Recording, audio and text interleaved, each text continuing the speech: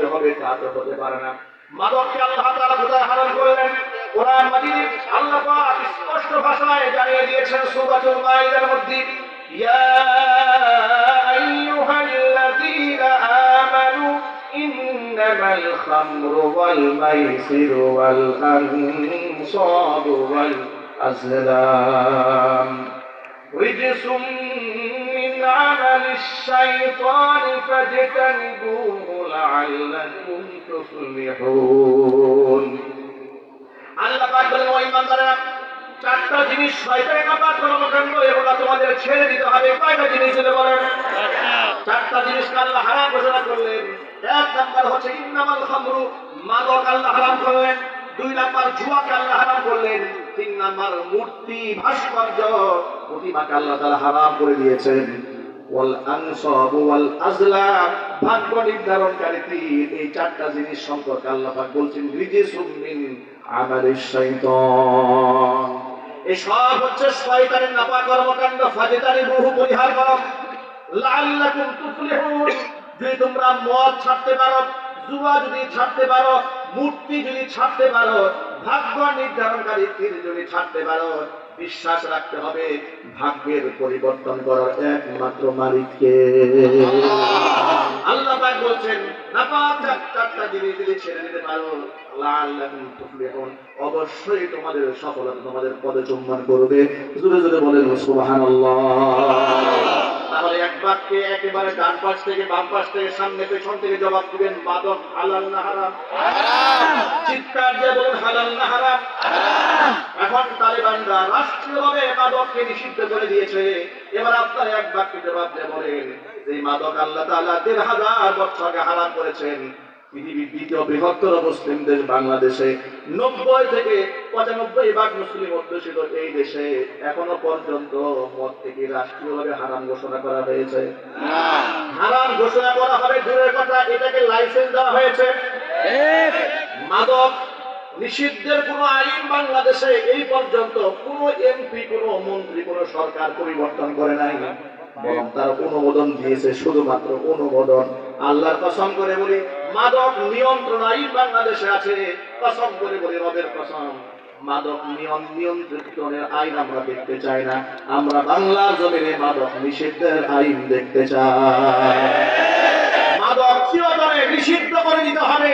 যারা মাদককে নিষিদ্ধ করা প্রত্যয় বহাল করবে, আগামীতে তাদেরকেই ক্ষমতা আনতে হবে।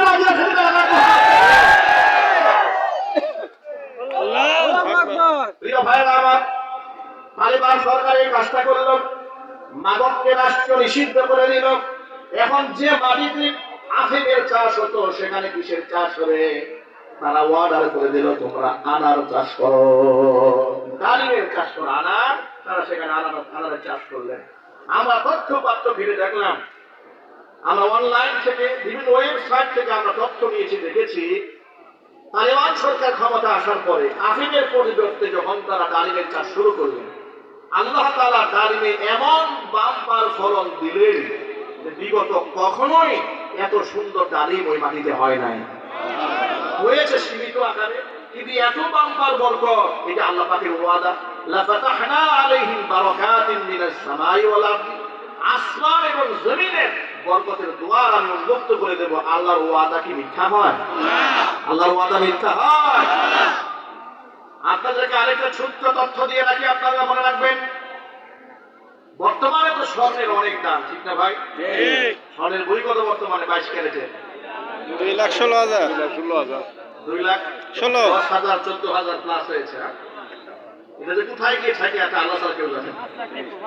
রূপার দামও বেড়েছে, স্বর্ণের দামও বেড়েছে, দিন দিন বেড়েই চলছে। আমি গতকালকে দেখেছি পত্রিকাতে, সৌদি আরবে পুরো একটা এলাকায় 125 কিলোমিটার জায়গা জুড়ে স্বর্ণের খনি ধরা পড়েছে। 125 কিলোমিটার জায়গা পুরোটার মধ্যে আল্লাহ স্বর্ণের খনি দান করেছে। আল্লাহু আকবার বলেন। নবী করিম সাল্লাল্লাহু আলাইহি ওয়াসাল্লাম বলেছিলেন, আমি যদি এই উহুদ পাহাড়কে আমি ইশারা করি, উহুদ পাহাড় স্বর্ণ হয়ে আমার পেছনে পেছনে দৌড়াতো। আল্লাহু আকবার বলেন। কিন্তু আমি দুনিয়াতে এই নাজ নিয়ামত ভোগ করতে আসিনি। আমি দুনিয়াতে পত্রিকাতে এসেছি উম্মার মুক্তির জন্য। আল্লাহু আকবার। ভাইরা আমার, পৃথিবীতে স্বর্ণের দাম অনেক বেশি, রূপার দাম বেশি, ডায়মন্ডের দাম তো আরো বেশি, দুর্লভ দুষ্প্রাপ্য, এই জন্য দাম বেশি। কিন্তু ডায়মন্ডের চেয়েও আরেকটা খনিজ পদার্থ আছে, এর নাম হচ্ছে পান্না। এটা কি পান্না? এই হীরা চুনি পান্না বলে না, এই পান্না, এই পান্নার দাম ডায়মন্ডের চাইতে বেশি। গোটা ওয়ার্ল্ডের ফেমাস ধনী ব্যক্তি, উপমহাদেশের সর্বাধিক ধনী মুকেশ আম্বানির স্ত্রী নীতা আম্বানি কোন এক অনুষ্ঠানে একটা চেইন করেছিলেন, পত্রিকাতে এসেছে যে এটা হচ্ছে আপনার এই হীরার নয়, মণিমুক্তা নয়, এটা হচ্ছে পান্নার দ্বারা তৈরি। এই যে পান্না দিয়ে তৈরি একটা নেকলেস করেছে, এটার দাম নাকি বাংলাদেশের 1 বছরের বাজেটের চাইতেও বেশি। এটা আল্লাহ পাক ভালো জানে, বক্তব্য দিকে সাংবাদিক একটু বাড়িয়েও দেখতে পারে, কিন্তু আমি সেটা বুঝাতে চাই। আমি বুঝাতে চাইলাম যে একটা নেকলেসের মূল্য যদি 1000 কোটি টাকা ছাড়িয়ে দিতে পারে বা 100 কোটি টাকা দাম হতে পারে, তাহলে সেই পান্নাটা কতটা মূল্যবান সম্পদ। আল্লাহ তাআলা এই তালেবান রাষ্ট্রে মুসলমানরা ক্ষমতায় আসার পরে এই পান্নার খনি তারা জমিন থেকে উৎপাদন করছেন। আল্লাহু আকবার। জমিনের মধ্যে তারা পান্নার খনি খুঁজে পেয়েছেন। আল্লাহু আকবার বলেন। এগুলো হচ্ছে আল্লাহ পাকের আয়াত, আল্লাহর ওয়াদা যে আমার বান্দারা যদি ঈমান আনে আমার উপরে, তাকওয়া ভিত্তিক জীবন যাপন করে, আমি ওদের জন্য আসমান এবং জমিনের রহমতের দুয়ারকে উন্মুক্ত করে দেব। আল্লাহু আকবার। আপনারা তথ্য শুনে অবাক হয়ে যাবেন।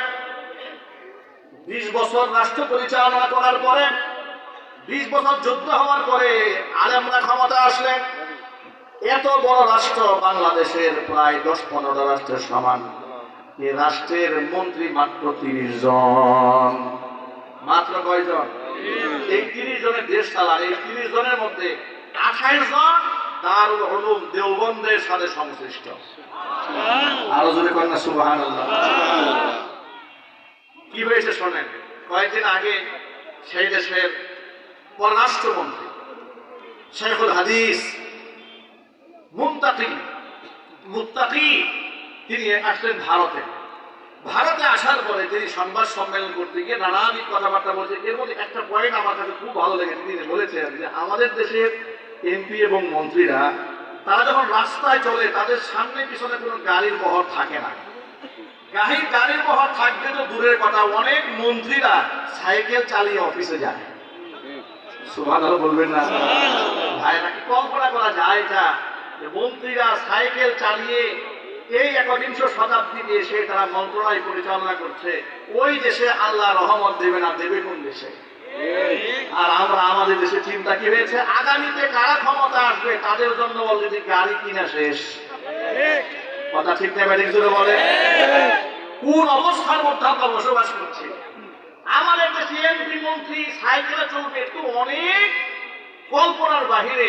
এলাকার একটা পাতি নেতার যে তর্জন, পাতি নেতার যে গর্জন, মাত্র ছাত্র নেতা, সবে মাত্র পড়াশোনা করে সে ল্যান্ড ক্রুজার প্রাডো নিয়ে ঘুরে। একটু চিন্তা করেন, যার কোনো ব্যবসা বাণিজ্য নাই, ইনকাম নাই, সে ল্যান্ড ক্রুজার প্রাডো নিয়ে ঘুরে, সামনে 100 মোটরসাইকেল, পেছনে 100 মোটরসাইকেল। এগুলো পাই কই? এগুলো হচ্ছে রাস্তাকে হাত থেকে চাঁদাবাজি করে গরিবের কাছে লাঠি মেরে ইনকাম করেছে। এগুলো বন্ধ করতে হবে। আর এগুলো বন্ধ করতে গেলে বিকল্প কোনো রাস্তা নাই, আল্লাহ কোরআনের শাসন ছাড়া কোনো রাস্তা নাই। ঠিক না ব্যাটিক জন্য বলে? এখানে কেউ আঘাত দিয়ে না, আমি কারো দলের দালালি করতে আসি নাই। আমি কোরআন সুন্নাহর বক্তব্য আলেম হিসেবে দিয়ে যাব।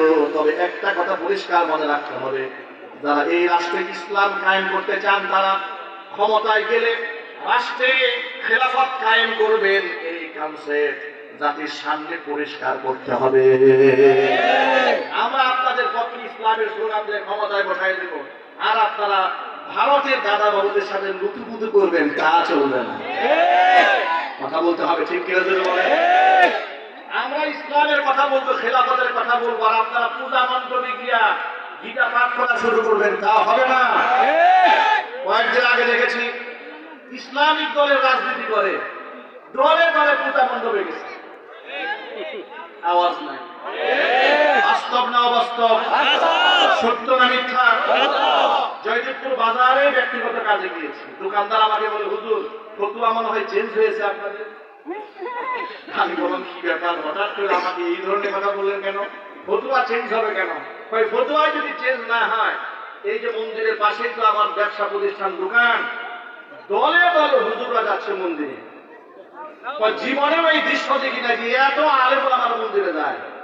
এইবার কয়েকটা ভোট ভিক্ষা করার জন্য রাজনীতির স্বার্থে, দলের স্বার্থে সব মন্দিরকে হাজিরা দিয়েছে। একটা কথা খুব ভালো করে শোনেন, এ কথা রেকর্ড হচ্ছে। আওয়ামী লীগ সরকার থাকা অবস্থায় যখন আওয়ামী লীগের এমপি মন্ত্রীরা জাহেলরা মন্দিরে গিয়েছে, আমরা তাদের সমালোচনা করেছি। বিএনপির সময় যারা মন্ত্রী এমপি হয়ে যারা মন্দিরে গিয়েছে, সমালোচনা করেছি। এখন এখন আওয়ামী লীগও নয়, বিএনপিও নয়, এখন কোন দল ক্ষমতায় যায় না, সামনে ক্ষমতায় যাবে। ইসলামপন্থী যারা আছে এগুলাই থেকে দলে দলে মন্দিরে যাওয়া শুরু করছে। আমার প্রশ্ন হচ্ছে, ক্ষমতায় যাওয়ার আগেই যদি মন্দিরে যাওয়া শুরু করেন, ক্ষমতায় যাওয়ার পরে কি করবেন? আপনারা তো মন্দিরে ঠাকুরের দায়িত্ব গ্রহণ করবেন। কথা ঠিক তবে ঠিক। এদের মাত্র 5% ভোট। আমি এদেরকে তুচ্ছ করি না। অমুসলিমরা তাদের ধর্ম পালন করবে, এটা আমাদের কোনো আপত্তি নাই। ঠিক কিনা বলেন? পৃথিবীর সমস্ত ফুকাহায়ে কেরাম এই ব্যাপারে একমত। মুশরিকদের পূজা অনুষ্ঠানে সাহায্য করা হারাম, অংশগ্রহণ করা হারাম, শুভেচ্ছা জ্ঞাপন করা হারাম। ফতোয়ায়ে বাজদাস দেখেন, আপনি ফতোয়ায়ে শামী দেখেন, ফতোয়ায়ে কাজী খান দেখেন, আপনি ফতোয়ায়ে হিন্দ দেখেন, সমস্ত ফতোয়ার কিতাবে এই কথা স্পষ্ট লেখা আছে, শিরকি অনুষ্ঠানে অংশগ্রহণ করা হারাম, সেখানে সাহায্য করা হারাম, সহানুভূতি দেখানো হারাম, শুভেচ্ছা জ্ঞাপন করা হারাম। কিন্তু ইসলামিক দলের রাজনীতি করেন, সেই ইসলামিক দলের কর্মীরা, নেতারা দলে দলে পূজায় গেল, তাদের দলে তো আলেমরাও ছিল, ওই আলেমরা একটাও প্রতিবাদ করে না। এটা বুঝতে হবে, এটা সুবিধাবাদী কথা বলতে হবে। ওরা আবার সুযোগ পেলে আমাদেরকে সুবিধাবাদী বলে। ঠিক কিনা বলেন? কয়েকদিন আগে বাংলাদেশের সমালোচিত এক বক্তা নবী করিম সাল্লাল্লাহু আলাইহি ওয়াসাল্লামকে সাংবাদিক বলেছেন। নাউজুবিল্লাহ বলবেন না? নাউজুবিল্লাহ। আমরা কঠোর ভাষায় তার প্রতিবাদ জানিয়েছি। কারণ হচ্ছে নবী করিম সাল্লাল্লাহু আলাইহি ওয়াসাল্লামের শান, মান, ইজ্জত, সম্মান আল্লাহ এত উপরে উঠিয়ে দিয়েছেন, তার সাথে পৃথিবীর কোন পেশার সাথে, কোন ব্যক্তির সাথে আপনি তুলনাও করতে পারবেন না। যদি বলেন ঠিক কিনা? আল্লাহ পাক যাকে নাম ধরে ডাকও দেন নাই, আল্লাহ পাক সব জায়গায় ইয়া আইয়ুহান নাবিয়্যু এভাবে সম্বোধন করেছে, ইয়া আইয়ুহাল মুযাম্মিল, ইয়া আইয়ুহাল মুদ্দাথির, সম্মানসূচক শব্দে ডেকেছেন, ইয়া মুহাম্মদ বলে ডাক দেন নাই। অথচ পৃথিবীর সমস্ত নবীদেরকে ইয়া যাকারিয়া, ইয়া ইয়াহইয়া, ইয়া ইব্রাহিম, ইয়া মূসা, ইয়া ঈসা বলে ডেকেছেন, কিন্তু ইয়া মুহাম্মদ বলে ডাক দেন নাই। নিজে তো ডাকেন নাই, আবার দুনিয়ার মানুষ যেন নবীজিকে সাধারণ মানুষের মতো ডাক না দেন, আল্লাহ পাক সূরা নূরে আয়াত নাযিল করে নিষেধ করে দিয়েছেন। আল্লাহ পাক বলেন, লা তাজআলু দুআ আর-রাসূলি বাইনাকুম কাদুআই বাযিকুম বাযা। আমার রাসূলকে তোমরা একে অপরকে সাধারণ মানুষকে যেভাবে ডাকাডাকি করো, আমার রাসূলকে তোমরা সেইভাবে ডাক দিতে পারবে না। জোরে জোরে বলেন সুবহানাল্লাহ। নবীজিকে সাধারণ মানুষের মতো সম্বোধন করতে নিষেধ করেছেন কে? আল্লাহ। আল্লাহ নাম জোরে বলেন আল্লাহ। তাহলে সেই নবীজিকে যদি সাংবাদিক বলে, শুধু সাংবাদিক বলে নাই, আবার সাংবাদিকদেরকে বলেছে আপনারা যেহেতু একেবারে রানিং খবরটা প্রচার করেন, আপনাদের সম্মানটা আরেকটু উপরে। কিন্তু আসলে নাউজুবিল্লাহ বলবেন নাউজুবিল্লাহ, এত বড় কুফরি বাক্য। আপনারা যেহেতু একেবারে প্রেজেন্ট সংবাদটাকে প্রচার করে বেড়ান, আপনাদের সম্মানটা আরেকটু উপরে। এই কথা বলে বক্তা কি কুফরি করে নাই? নবীর উপরে সাংবাদিকদের সম্মান আছে, এই কথা বলে কি বক্তা কুফরি করে নাই? সেই বক্তার কি তওবা করার দরকার আছে না নাই? আমরা তওবার আহ্বান জানিয়েছি, সমালোচনা করেছি। তাদের দলের লোকেরা এই বক্তা তওবা করার আগেই পরবর্তীতে সে সরি বলেছে, ক্ষমা চেয়েছে তার ভাষায়, যদিও ক্ষমার ঢংটা সুন্দর ছিল না, যাই হোক সে ক্ষমা চেয়েছে। তার দলের মতো সবগুলো ঝাঁপাই করছে আমার বিরুদ্ধে, ডক্টর এনায়েতুল্লাহ আব্বাসীর বিরুদ্ধে। কেন আমরা ওই বক্তার সমালোচনা করলাম? ওরা যে নবীর বিরুদ্ধাচরণ করেছে সেই ব্যাপারে চুপ কেন? নিজের দলের হুজুর। আপনাদেরকে স্পষ্ট ভাষায় শোনায় দেয়, আমি আব্দুর রহিম আল মাদানী এমন ব্যক্তি, ইসলামের ক্ষেত্রে, রাসূলের শানের ক্ষেত্রে, আকীদা বিশ্বাসের ক্ষেত্রে, আদর্শের ক্ষেত্রে, তাহজিব তামাদ্দুনের ক্ষেত্রে একজন আলেম হুজুরের কথা আমার বাবা যদি তার বিরুদ্ধে চলে যায় তাকে আমি ছাড় দেব না। আওয়ামী জাহিলিয়াতের আমলে 4-5টা মামলার আসামি হয়েছি আমি। আওয়ামী সরকারের আমলে আমার মসজিদ ছাড়তে হয়েছে, আমাকে বাড়ি ছাড়তে হয়েছে, জেল ছাড়তে হয়েছে। ওদের লোকের ফুসকা ধন্দা বেআমল বলবিল আমার ব্যাপারে বলে আসলে আওয়ামী লীগের দালাল ছিলাম। এখন আপনারা তো আমার বুকবাজারবাসী, আমার এলাকার মানুষ, আপনারা বলেন আমি আওয়ামী লীগের দালাল ছিলাম, একটু জোরে সাক্ষী দেবেন দালাল ছিলাম। ওরা আমাদের সাবেক মেয়র জাহাঙ্গীর সাহেবের সাথে আমার 2-1টা ছবি ফেসবুকে প্রচার করে, বলে জাহাঙ্গীর সাহেবের সাথে সম্পর্ক ছিল, বলে আওয়ামী লীগের দালাল ছিল। বাহ, কি সুন্দর ব্যবসা! এলাকার জনপ্রতিনিধির সাথে ছবি থাকলে যদি দালাল হওয়া যায়, তাহলে তোমার দলের বহু নেতা কর্মীদের আওয়ামী লীগের এমপির সাথে ছবি আছে, বিএনপির এমপি মন্ত্রীদের সাথে ছবি আছে। কথা ঠিক না বেরিয়ে চলে বলে। আবার ওদের দলের এক দায়িত্ব জ্ঞানহীন উন্মাদের মতো দল কানা দলান্ধ এক ব্যক্তি আমার ব্যাপারে মন্তব্য করেছে যে আদর্শচ্যুত। আমি নাকি আদর্শচ্যুত? আদর্শচ্যুত আমি নই। আমি আওয়ামী লীগের স্টেজে বসে ওদের এমপি মন্ত্রীকে পাশে বসিয়ে শিরকের ব্যাপারে বিদাতের বিরুদ্ধে, এমনকি ওরা যে আলেমদের বিরুদ্ধাচরণ করেছে তাদের বিরুদ্ধে আমি জোরালো বক্তব্য দিয়েছি। সর্বশেষ আমার গোষ্ঠী শত শত পুলিশ দিয়ে ওরা ঘেরাও দিয়েছে, আমাকে এলাকায় থাকতে দেয় নাই। আমি তো জেলে খেটেছি। তোমরা যারা আমাকে আওয়ামী লীগে দালাল বলো, তোমরা ওই সময় ছিলে কোথায়? সুবিধাবাদী জিন্দাবাদ, ঠিক কি আছে বলে? আর যেই বক্তার দালালি ওরা করে, ওই বক্তা নিজে স্টেজে হাজার মানুষের সামনে বলেছে 16 কোটি মানুষের জননী শেখ হাসিনা। ওই বক্তা যে জাতীয় দালাল ছিল এটা বলে না, কেন? নিজের দলের লোক। আবার অসংখ্য ভুল হওয়ার পরে কি বলে জানেন? জেলে যাওয়ার পর তার মাথা মতো একটু নষ্ট হয়ে গেছে। আরে বাবা, জেল কেন? উনি একা খাচ্ছেন, রিমান্ডে উনি একা গেছেন। আল্লাহ মামুনুল হক সাহেব জেল খেটেছেন, রিমান্ড কেটেছেন, উনি পাগল হন নাই। রফিকুল ইসলাম মাদানী জেল খেটেছেন, জরিমানা দিয়েছেন, রিমান্ডে ছিলেন, উনি পাগল হন নাই। মাহমুদ হাসান দুলারি জেল খেটেছেন, রিমান্ড কেটেছেন, উনি পাগল হন নাই। এমনকি মুফতি সাখওয়াত হোসেন রাজি জেল খেটেছেন, জরিমানা দিয়েছেন, কেউ পাগল হয় না। একদম পাগল হয়েছ, তাহলে যে পাগল হয়েছে ময়দানে বসায় না, পাঠায় দাও চিকিৎসা করো, চিকিৎসা করো, পাঠায় দাও। তোমরাই তো বলো মাথা ঠিক নাই, তো মাথা ঠিক নাই, তোমাদের ময়দানে বসাও কেন? নবীর সাথে বিয়াদবি করার জন্য, আল্লাহর সাথে বিয়াদবি করার জন্য, কোরআনের কারিমের ভুল ব্যাখ্যা করার জন্য বসিয়েছ? মনে রেখো, আল্লাহর কোরআনের বিরুদ্ধাচরণ তোমরা যদি করো, তুমি কত বড় দলের নেতা দেখার সময় আমাদের হবে না। তোমাদেরকে জাতির সামনে তোমাদের মূল পরিচয় আমরা তুলে ধরেই যাবো, কথা বলতে হবে, ঠিক কিনা? আমাদের ভালোবাসা হবে কার জন্য? চিৎকার দিয়ে বলেন, কার জন্য? ঘৃণাও হবে আল্লাহর জন্য।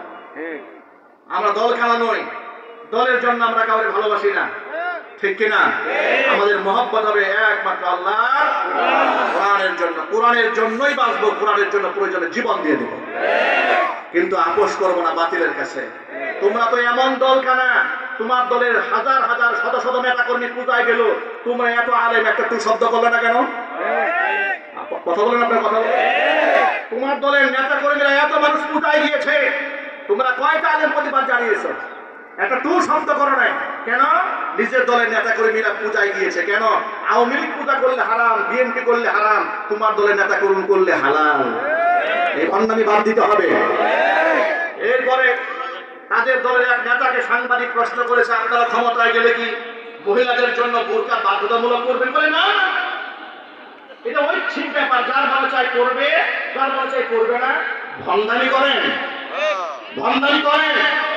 যে আইন, আপনি যদি ইসলামের রাজনীতি করেন, জাতির সামনে আপনার কনসেপ্ট ক্লিয়ার করতে হবে।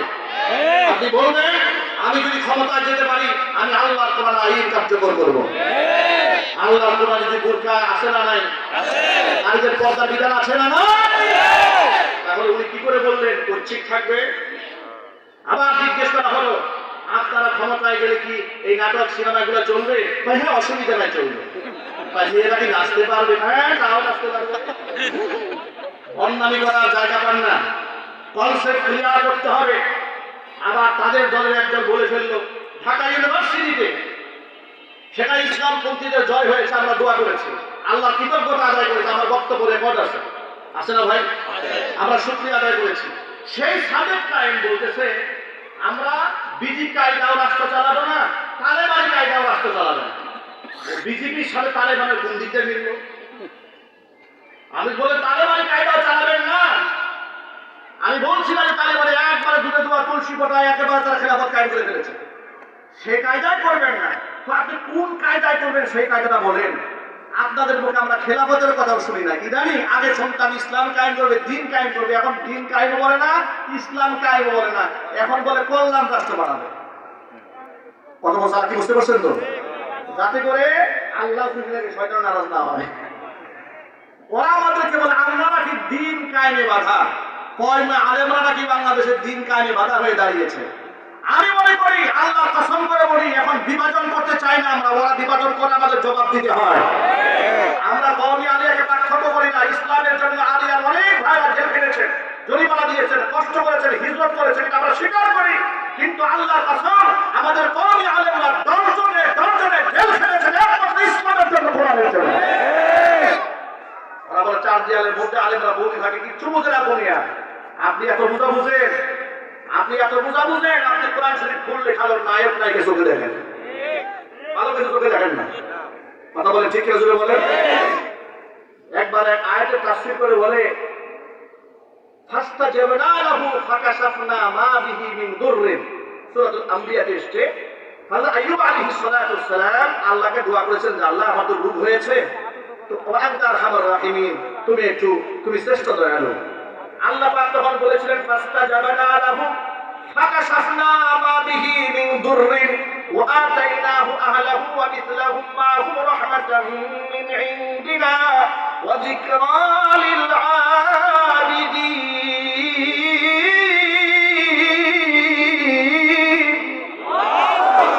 আল্লাহ পাক বলেন আমার নবী আইয়ুবের ডাকে আমি সাড়া দিয়েছিলাম, ফাস্তাজাবনা লাহু ফাকাশাফনা মা বিহি মিন দুররিন, তার গায়ে যত রোগ ছিল, ব্যাধি ছিল, কষ্ট ছিল, সব আমি আল্লাহ দূর করে দিয়েছি। জোরে বলেন সুবহানাল্লাহ।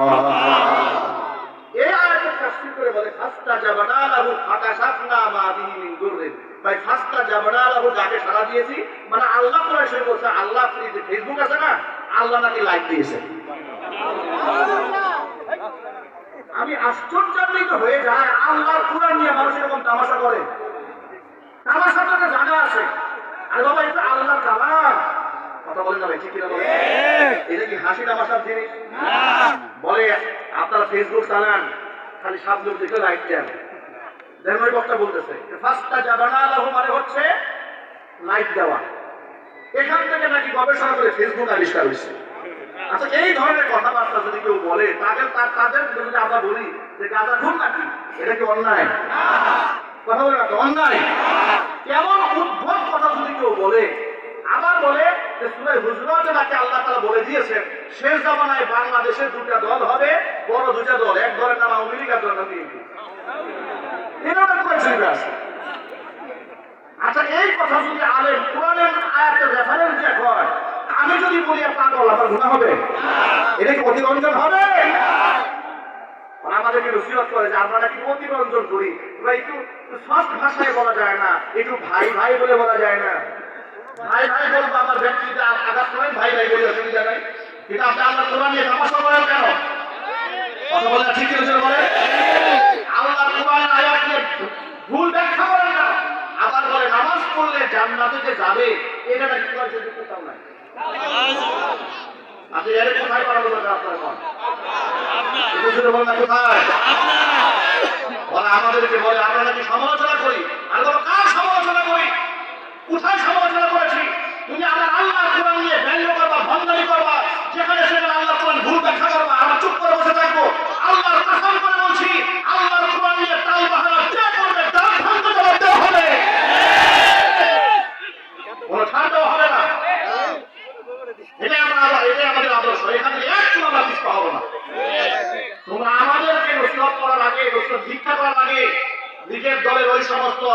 লাগামহীন বক্তাদের মুখের মধ্যে লাগাম লাগাও। কথা বলতে হবে, ঠিক কিনা? আর বক্তাদের মাথা মাথা ঠিক না থাকলে চিকিৎসা করো। তুমি নিশ্চয় খাইয়া আলেমদের দ্বন্দ্ব লাগাই দিবা না। ফেসবুক খুললে আলেমদের দ্বন্দ্ব আমরা দেখতে চাই না, ঝগড়া দেখতে চাই না, মারামারি দেখতে চাই না। কথা বলতে হবে, ঠিক কিনা? যেটা বলো। আমারও কোনো অপবাদ দিয়েছে ওরা, আমি নাকি আওয়ামী লীগের দালাল ছিলাম। আওয়ামী লীগের দালাল থাকলে বেটা, আমি যদি আওয়ামী লীগের দালাল থাকতাম ওই সময় আমি সারা বুট বাজারের মধ্যে রাজত্ব করতে পারতাম, একটা চুলও করতে পারতাম আমাকে। খুব সমর্থন রাখো না, পরে তো দালালি খুব সমর্থন রাখবা কেন? আমার যুবক ভাইরা মূল কথায় ফিরে আসি। তোমাদের কনসেপ্টটা ক্লিয়ার থাকতে হবে। যে কথা বলতে গিয়ে এত লম্বা কথা বলেছি, তোমরা যারা বলো আমরা ধর্মীয় রাজনীতি করি, তোমার জাতির সামনে ওয়াদা করতে হবে তোমরা ক্ষমতায় গেলে আল্লাহর কোরআনের প্রত্যেকটা আইন বাস্তবায়ন করবা। আমি কি বেশি দাবি করে ফেললাম নাকি? না, কথা বুঝে নেব না? বুঝছি। তোমরা একদিক থেকে বলবো আমরা ধর্মীয় রাজনীতি করি, আবার আরেকদিকে পূজাই দেবে না, হবে না। একসাথে দুটা চলবে না, যে কোনো একদিকে তোমাকে থাকতে হবে। আর যদি তোমার দুদিকে যাও বুঝতে হবে, তাহলে ওই আওয়ামী লীগ বিএনপি যে কথা বলতে হবে সেটাই তোমাদের জন্য প্রযোজ্য হবে যে তোমরা ধর্মীয় রাজনীতি বা তোমরা ধর্মের নামে ব্যবসা করো। ঠিক আছে? আপনারা কি আল্লাহর কোরআন হুবহু বাস্তবায়িত হোক এটা চান? জোরে বলতে হবে, চান? তাহলে যারা ধর্মীয় রাজনীতি করে ওদের কাছ থেকে স্বীকারোক্তি নেবেন যে ক্ষমতায় গেলে খেলাফত কায়েম করতে হবে। আল্লাহর নবী সাল্লাল্লাহু আলাইহি সাল্লাম যেভাবে রাষ্ট্র চালিয়েছেন সেভাবেই রাষ্ট্র চালাতে হবে। যদি এই ওয়াদা আপনারা করেন, কোমরে ঢাল খাবে যে আপনাদের কর্মী হয়ে আমরা লড়াই করব। রাজি আছেন? আল্লাহ পাক ঐক্যবদ্ধ থাকা তৌফিক দান করুন। আমিন। আমার প্রিয় ভাই, দিন কায়েম কাকে বলে একটু বুঝতে হবে আপনাদের। এখানে একটা মিসকনসেপ্ট আছে, মিস আন্ডারস্ট্যান্ডিং আছে। সমাজের মধ্যে কিছু লোকেরা দিন কায়েম বলতে শুধু মনে করে রাষ্ট্র ক্ষমতা ইসলাম, রাষ্ট্র ক্ষমতা ইসলাম, রাষ্ট্র ক্ষমতা ইসলাম, এটা নাকি দিন কায়েম। আছে না নাই? নিজের টাকটুক নিজে পা জমা করে কথা বলেন, নিজের মধ্যে দিন নাই, নিজে নামাজ পড়ে না। ওই লোকে যদি বলে দিন কায়েম করবো, দিন কায়েম করবো, তা কিন্তু হবে না। নিজের মধ্যে ইসলাম থাকতে হবে, পরিবারের মধ্যে ইসলাম থাকতে হবে, সমাজের মধ্যে ইসলাম থাকতে হবে। ইসলামের সমস্ত আহকামাত যদি মানতে পারো, আর মানার পরে যদি বলো যে আমরা ক্ষমতায় গেলে আল্লাহর দ্বীন জমিনে কায়েম করবো, আল্লাহর কসম, আল্লাহর কসম, তোমাদের দলে নেতা হবো না, তোমাদের কর্মী হয়ে পিছনে পিছনে ঝাঁপায় পড়বো। কিন্তু ওয়াদা একটা হবে, তোমরা ক্ষমতায় গেলে আল্লাহর নবীর খেলাফতের জমিনে তোমরা প্রতিষ্ঠিত করবে। ঠিক কিনা জন্য বলেন? খেলাফতের কথা যার মুখে আসবে না, ও যদি ধর্মের কথা বলবে বুঝবে ভণ্ডামি করে। একদম পরিষ্কার কথা। ক্ষমতায় গেলে আল্লাহর কোরআনে যা বলেছে তা হুবহু বাস্তবায়ন করতে হবে। এরকম সাহসী বক্তব্য যারা দেবে তাদের পিছনে নেতা হয়ে নয়, আমরা কর্মী হয়ে দৌড়াবো ইনশাআল্লাহ। কিন্তু যারা ধর্মকে ব্যবহার করবে তাদের মুখর জাতির সামনে উন্মোচন করে পারবে। প্রিয় যুবক ভাইরা আমার, ইসলাম যদি সমাজে কায়েম হয়ে যায় তাহলে এই রাষ্ট্রের যে অবনতি আর থাকবে না। ওই যে আপনাদের কথা বলতেছিলাম, আল্লাহ তাআলা আমাদের জমিনের মধ্যে পান্নার খনি দান করেছেন, তেলের খনি দান করেছেন। এগুলা সব হচ্ছে তাকওয়ার ফসল, ঈমানের ফসল। আমরা কি ভাই ইমানদার হতে পারবো না ইনশাআল্লাহ? আজকে এই ময়দান থেকে ওয়াদা করতে হবে জীবনে এক ওয়াক্ত নামাজ আর কাজা হবে না আমাদের ইনশাআল্লাহ। ঈমানের পরে তো সবচেয়ে বড় কাজ কি? আরো জোরে বলে, ঈমানের পরে সবচেয়ে গুরুত্বপূর্ণ কাজ হচ্ছে নামাজ। এই নামাজকে কোনোভাবেই বাদ দেওয়া যাবে না। ওয়াদা করেন আল্লাহর কাছে, ওয়াদা করেন ইনশাআল্লাহ এক ওয়াক্ত নামাজ কাজা হবে না বলে ইনশাআল্লাহ। বলেন না ইনশাআল্লাহ? ইনশাআল্লাহ। আর নামান নিজে মসজিদে গিয়ে জামাতে নামাজ আদায় করবেন। আর অবশ্যই অবশ্যই স্ত্রী যারা ঘরের মধ্যে নামাজ কায়েম করে, নামাজ পড়ে, সেই ব্যাপারে যত্নবান থাকতে হবে। এমন যেন না হয় নিজে নামাজ পড়েন, ঘরে বউয়ের খবর নাই, বউয়ের পর্দা ভুষিতে নাই, তাহাজ্জুদ নাই, আল্লাহকে ডাকে না। আল্লাহ ভীতি যদি বউয়ের পরিবারের মধ্যে না থাকে তাহলে আপনি নিজে হাজার ইবাদত করে সংসারের মধ্যে শান্তি আনতে পারবেন না। আরেকটা ছোট্ট কথা বলি, মনে কেউ আঘাত দিবেন না, মাইন্ড করবেন না। বউকে ফেসবুক অ্যাকাউন্ট খোলার সুযোগ দেবেন না। কেউ ভিন্ন দৃষ্টিতে ব্যাখ্যা করবেন না। যে এটা করলে এই হবে সেই হবে, আমি এত ব্যাখ্যায় যেতে চাই না। একদম স্ট্রেট কথা, বউকে ফেসবুক চালাতে দেবেন না যদি বউ নিজের রাখতে চান। যদি বউ নিজের রাখতে চান, এটা হচ্ছে সেই ফেতনার জামানা। এটা হচ্ছে সেই ফেতনার জামানা। কয়েকদিন আগে দেখেছেন না যে স্বামী তাড়াহুড়া করে বাড়িতে আসছে বউকে সারপ্রাইজ দেওয়ার জন্য, বলে আসে নাই যে উনি আসতেছে। হঠাৎ করে বাড়িতে এসে দেখে বউ আরেক পুরুষের সাথে অন্তরঙ্গ অবস্থায় আছে। এটা তো আমাদের বাংলাদেশের বাস্তব ঘটনা। সুতরাং সেই দেশে এই ফেতনার মোবাইল হাতে দিয়ে ঈমান আমল নষ্ট করবেন না, ঠিক কিনা বলেন? দেবেন না। মা বোনরা কান খুলে শুনে রাখেন, আমার মা এবং বোনদেরকে আমি অত্যন্ত শ্রদ্ধা এবং সম্মানের সাথে বলছি, ও মায়েরা বোনেরা, আল্লাহ পাক তো আপনাকে সম্মান দিয়েছেন, ইজ্জত দিয়েছেন, পর্দার ভিতরেই আপনার সম্মান নিহিত। আপনি আপনার নিজের ওয়েটটা বজায় রাখেন, পরপুরুষের সাথে বিনা প্রয়োজনে একটা শব্দও বলবেন না। যদি আপনার প্রয়োজনে কথা বলতে হয় তো কথা বলবেন, কিন্তু কথা যেন নম্র সরে না হয়। এটা আল্লাহর কোরআনের নির্দেশনা। আশ্চর্য হয়ে যায়, যেখানে কণ্ঠের পর্দা আছে সেই জায়গায় যত রিসিপশন আছে সমস্ত রিসিপশনের মধ্যে মহিলা দিয়ে ভরে ফেলা হয়েছে। অনেক ভাই আছেন নিজে ঘরে শুয়ে থাকেন, বউরে বাজারে পাঠায়। কথা বলে না, এটা মনে হয় বুট বাজারের দিকে নাই। ঘরে শুয়ে থাকে, বউকে বাজারে পাঠিয়েছে, আর দোকানদার তো মহিলা কাস্টমার পাইলে মাথা মুথা ঠিক নাই। আপনাদেরকে বহুদিন আগে কথা একটা গল্প শোনায়, আপনাদের কষ্ট হচ্ছে ভাই? বেশি কষ্ট হচ্ছে? অনেক বছর আগে যখন আমার এই ফেসটা এতটা পরিচিত ছিল না, কোনাবাড়িতে এক মার্কেটে ঈদের আগ মুহূর্তে একটা জুয়েলারি দোকানে ঢুকেছি ফ্যামিলির সদস্যদের জন্য কিছু কেনাকাটা করার জন্য। তো গিয়ে দেখি এক ভদ্র মহিলা, সেখানে আমি দাঁড়ানো থাকা অবস্থায় এক মহিলা আসছে, এসে তো দোকানদারকে ভাই বলে থাপ্পড় দিয়ে গায়ের মধ্যে দিলাম ধাক্কা। দোকানদারকে ধাক্কা, আমি ভাই কতদিন ধরে দেখা সাক্ষাৎ হয় না, তা আমাকে সামনে রেখে দোকানদার তুমি বুঝে ফেলেছেন কাজটা ঠিক হয় না। দোকানদার ইশারায় বলতেছে হুজুর আছে, একটু সাবধান। বুঝতে পেরেছেন ভাই? ভাবি হুজুর আছে সাবধান, মানে হুজুর যাক, আপনার সাথে তার লুতুপুতু করার অসুবিধা নেই। এই যে তারা বউকে বাজারে পাঠায় দেন, সাবধান। আমি সবার কথা বলি না, কিন্তু অনেকেই কিন্তু এই লুতুপুতু করতেছেন। এই জন্য নিজের বউকে নিজের কন্ট্রোলে রাখেন। শারীরিক ওজোর ছাড়া ঘরের বউ যেন বাহিরে না যায়। ঘরের বউ ঘরেই সম্মানিত এবং সেখানেই তার মর্যাদা। আর একান্তই যদি যেতে হয় আল্লাহ পাকের কোরআনের নির্দেশনা মেনে যাবে। আল্লাহ পাকের কোরআনের নির্দেশনা কি শোনেন? ইয়া আইয়ুহান নাবিয়্যু কুল লিআজওয়াজিকা ওয়া বানাতিকা ওয়া নিসাইল মুমিনিনা ইউদনিনা আলাইহিন্না মিন জালাবিবিহিন যালিকা আদনা আন ইউরাফনা ফালা ইউযাইন ওয়া কানা আল্লাহু গফুরার রহিমা। আপনি আপনার স্ত্রীদেরকে বলে দিন, আপনার কন্যাদেরকে বলে দিন, আপনি মুমিনদের স্ত্রীদেরকে বলে দিন, তারা যখন ঘরের বাহিরে যাবে তারা যেন ইউদিনিনা আলাইহিন্না মিন জালাবিবিহিন্না, জিলবাব যেন নিয়ে যায়। জিলবাব মানে কি? জিলবাব এক বচন, জালাবি বহু বচন। নিজের উপর জিলবাব দেওয়া মানে হচ্ছে এমন একটা বড় চাদর দিয়ে গোটা দেহটা ঢেকে ফেলা, যাতে করে তার অঙ্গ প্রত্যঙ্গ সব ঢেকে যায়, যেটাকে আমরা আমাদের ভাষায় বোরকা বলি, নেকাব বলি। এটা পরে যদি কেউ যায় তো কি হবে শোনো। আল্লাহ পাক বলছেন যালিকা আদনা আইয়ুরাফনা, তারা মুসলিম স্বাধীন নারী চেনা সহজ হয়ে যাবে। এটাই মুসলিম নারীদের আইডেন্টিটি, এটাই হচ্ছে তার জাতিসত্তা, এটাই হচ্ছে তার আইডি কার্ড।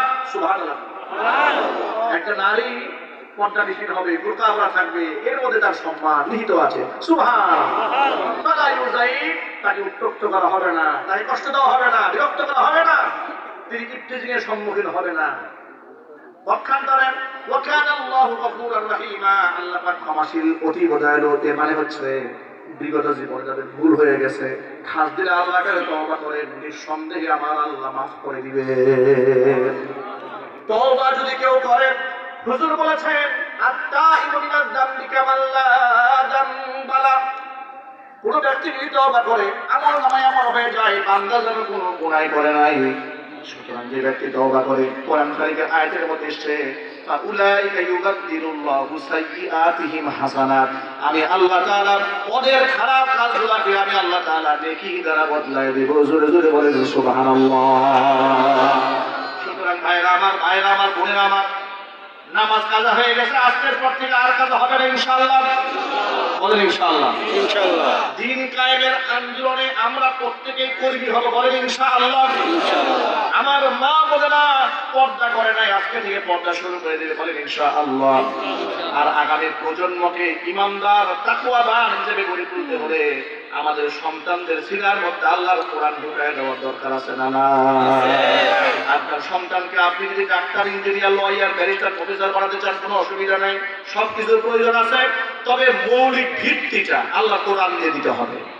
ঠিক কিনা? আল্লাহ কোরআনকে ভিত্তি বানাতে হবে। রাজি আছেন তো ইনশাআল্লাহ? এই জন্য নিয়ত করেন একটা ছেলে হলেও হাফেজ কোরআন বানাবেন, একটা মেয়ে হলেও আলেমে দ্বীন বানাবেন। বলেন ইনশাআল্লাহ। এই যে আমাদের জামালুল কোরআন কওমি মাদ্রাসা হাফেজ তৈরি করার কারখানা। বলেন আলহামদুলিল্লাহ।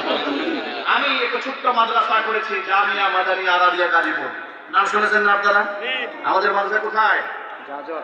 জাজরে। এগুলা প্রত্যেকটা প্রতিষ্ঠান হচ্ছে দ্বীনের মার্কাজ। জামালুল কোরআনের আরেকটি শাখা ডিসেম্বর থেকে শুরু হচ্ছে। কোন জায়গায়?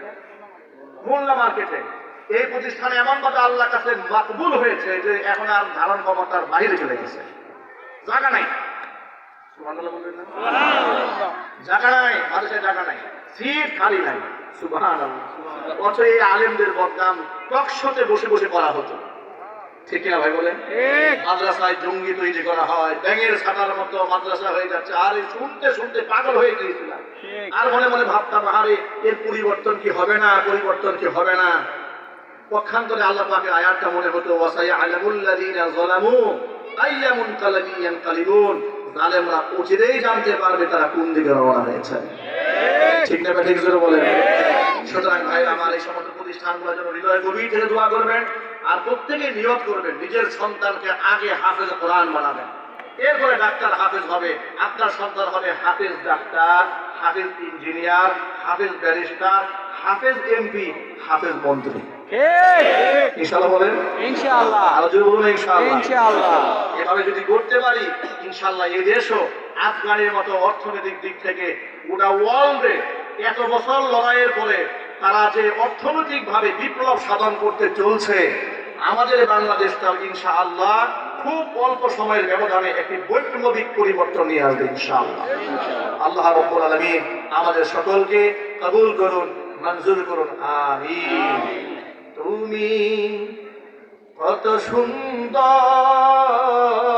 কি করে বোঝাই তুমি